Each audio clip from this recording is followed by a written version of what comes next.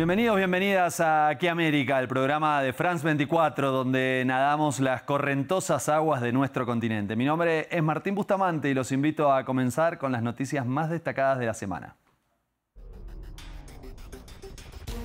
La exposición del caso Libra, la falta de obra pública que dejó en una situación de vulnerabilidad a Bahía Blanca y la fuerte represión a los pensionados exponen que el gobierno argentino atraviesa un momento de debilidad expuesta. Hoy nos preguntamos, ¿funciona el experimento Milei? Y un nuevo episodio en la obsesión de Marco Rubio con Cuba. El secretario de Estado de Estados Unidos volvió a arremeter contra la isla con sanciones contra algunos de los funcionarios de Díaz-Canel. Con nuestro corresponsal les contamos cómo respondió La Habana. Y con la huelga de hambre del expresidente Pedro Castillo crece la preocupación por la situación de los derechos humanos en Perú. Expertos en la materia advierten que una ley anti-ONG podría restringir el acceso a la justicia a personas afectadas por la represión gubernamental. Las imágenes del fotógrafo Pablo Grillo, herido por un lanzamiento de un cartucho de gas lacrimógeno cuando intentaba registrar las imágenes de la represión de las fuerzas de seguridad contra jubilados y manifestantes, todavía está conmocionando a la sociedad argentina. Por eso vamos a comenzar con un informe de Dacil Lanza para comprender cómo viven los adultos mayores en el país del sur del continente. Jubilados y pensionados en el centro del recorte del gobierno de Milei en Argentina. Así lo afirman centros de investigación en base a datos oficiales. La partida presupuestaria destinada a haberes jubilatorios fue recortada en 11,3 billones de pesos argentinos, siendo este el segundo ítem que más redujo el gobierno luego de la obra pública.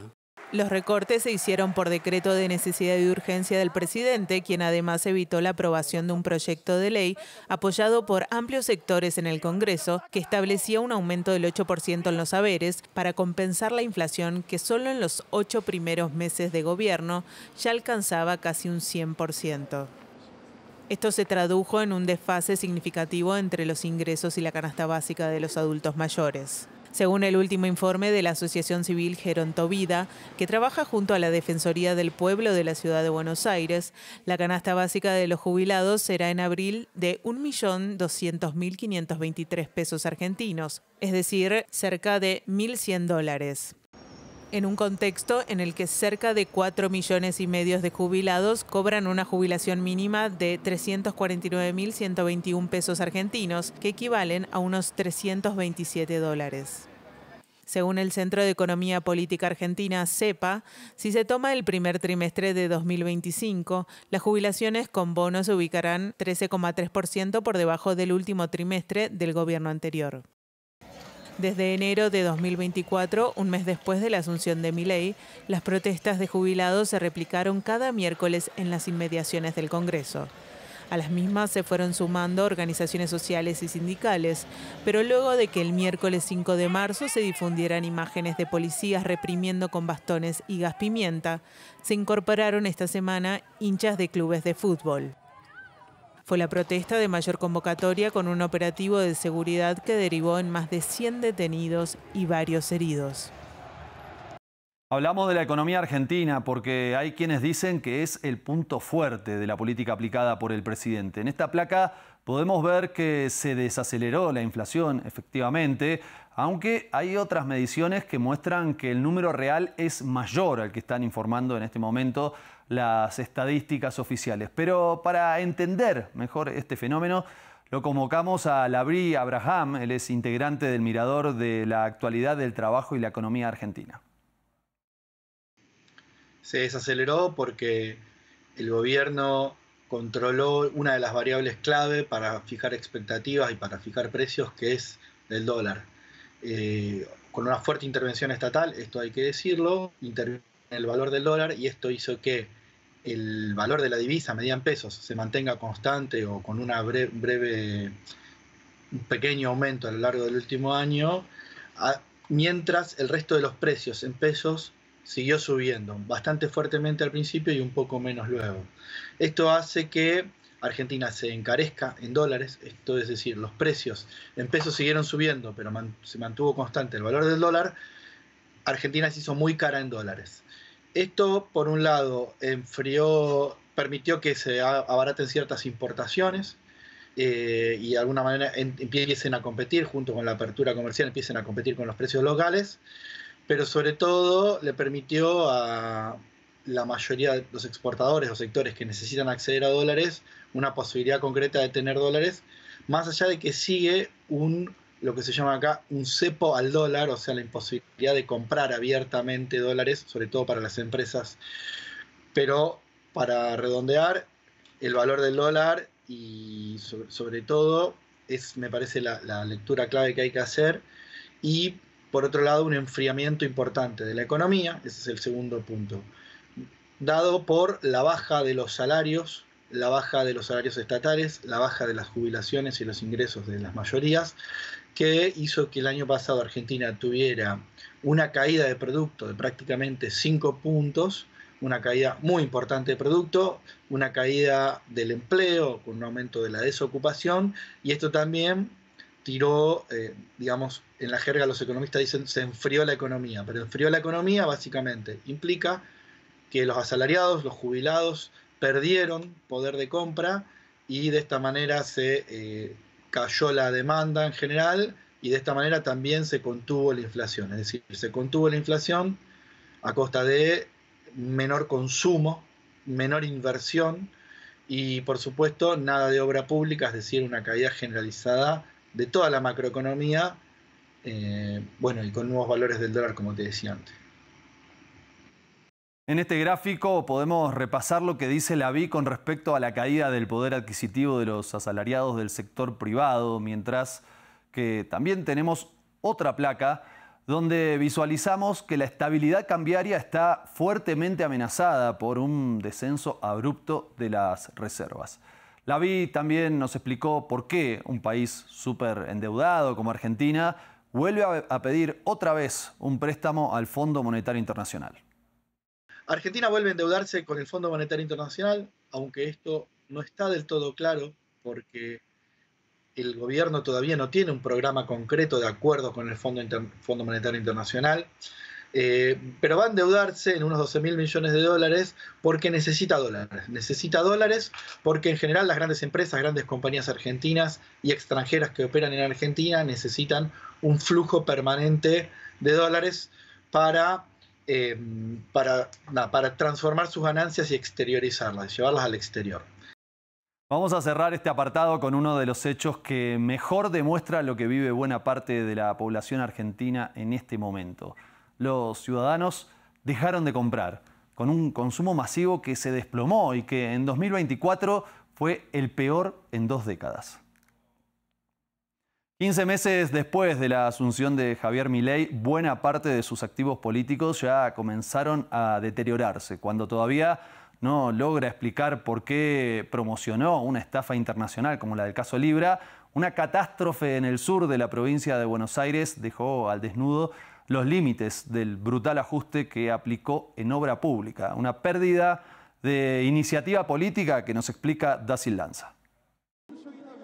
Varios frentes de conflicto imponen nuevos retos al gobierno argentino de Javier Milei. El primero se trató del llamado CryptoGate, que empezó cuando Milei publicó en febrero un mensaje en las redes sociales para promocionar la criptomoneda Libra. La demanda creció y en pocas horas se desplomó. El presidente dijo solo haber difundido y no promocionado la moneda virtual. La consultora 3.0 mostró que el 53,1% de los argentinos no creen en los argumentos de Milei, quien enfrenta juicios en Argentina y Estados Unidos por estafa, entre otros cargos. El escándalo también desató denuncias de que su entorno cobra para acceder a audiencias con el mandatario. En el Congreso, mientras se desarrollaba una protesta de jubilados, hubo golpes entre sectores del oficialismo.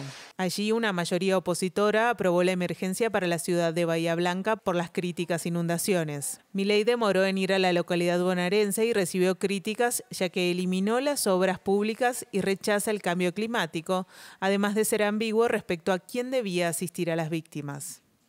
Milei también desató polémicas al designar en febrero a 2 jueces de la Corte Suprema por decreto. Estos frentes podrían afectar su imagen en un año de elecciones legislativas. La consultora brasileña Atlas Intel y la agencia Bloomberg publicaron en marzo la valoración del presidente. 48,4% desaprueba su gestión, mientras que el 47,4% la aprueba. La firma Subban Córdoba registró la misma tendencia y define la escena como de polarización, mientras que Opina Argentina dijo esta semana que Milei sigue líder en imagen positiva, pero cae 6 puntos en marzo, su nivel más bajo desde septiembre de 2024. Tal como era previsible, el secretario de Estado de Estados Unidos arremete contra el gobierno cubano cada vez que tiene oportunidad. Un hecho que analizamos junto a nuestro corresponsal en La Habana, Luis Muñoz. Entre las múltiples batallas que mantiene Donald Trump hay otras que quedan en la sombra, pero especialmente picante está siendo la que enfrenta a Marco Rubio, su secretario de Estado, con Cuba. El jefe de la diplomacia estadounidense, hijo de cubanos que salieron de la isla antes del triunfo de la revolución, ha hecho carrera en oposición al gobierno de Cuba y esta misma semana calificó a Cuba de una amenaza para Estados Unidos. Antes había dicho que solo viajará a La Habana en el momento en el que haya que negociar con los actuales mandatarios cuando se van del poder. E incluso en su sesión de ratificación en el Congreso como secretario de Estado dijo que efectivamente para él Cuba es un Estado patrocinador del terrorismo. Vocal ha sido también la respuesta de su contraparte, el canciller Bruno Rodríguez, que este jueves aseguró que Marco Rubio trata a los países de América como repúblicas bananeras. Antes había dicho que el secretario de Estado antepone sus intereses personales a los de Estados Unidos y ha dicho que este miente, lo ha calificado de desvergonzado y ha asegurado que es el jefe interino de USAID. También lo han relacionado habitualmente con Bob Menéndez, el que fuera presidente de la Comisión de Asuntos Exteriores del Senado, hoy condenado a 11 años de cárcel por agente extranjero y corrupción. En definitiva, una relación entre dos partes que se conocen mutuamente y que seguro va a dar todavía mucho que hablar. Y tras la conmoción por la huelga de hambre del expresidente Pedro Castillo, quien denuncia un juicio imparcial en su contra, hay alarma en Perú porque se presentó un controvertido proyecto de ley anti-ONG que impide a las organizaciones de la sociedad civil emprender acciones legales en contra del Estado por presuntos abusos a los derechos humanos. Una medida que, según especialistas, afecta el acceso a la justicia para las personas más vulnerables. Para cerrar, volvemos a La Habana con este eclipse total de luna que estamos observando en este momento, que se pudo apreciar desde allí, desde la isla. Y con este silencio también de luna, este programa les queremos contar que lo hicimos junto a un gran equipo. Los invitamos a seguir con toda la continuidad informativa de France 24. Nosotros, como siempre, nos encontramos en el próximo episodio con más historias de nuestro continente.